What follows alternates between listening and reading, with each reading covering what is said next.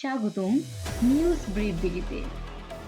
নির্বাচনে মনোনয়ন যাচাই করা কেন এত গুরুত্বপূর্ণ, চলুন জেনে নেওয়া যাক। নির্বাচনে হাজার প্রার্থী থাকলেও শেষ পর্যন্ত সবাই মাঠে নামে না, কেন জানেন?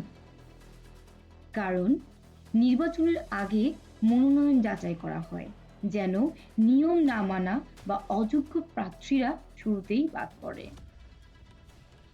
এতে করে কি বদলায়? যাচাই শেষে প্রার্থীর সংখ্যা কমে যায়। এর ফলে প্রতিটি আসনে লড়াইয়ের ধরন বদলে যায় এবং ভোটের হিসাব নতুন করে তৈরি হয়। এর ফলে কার ক্ষতি হয় কিংবা কার লাভ হয়? লাভবান হন যারা বৈধ হন, কারণ তারা নিশ্চিন্তে প্রচারণায় যেতে পারেন।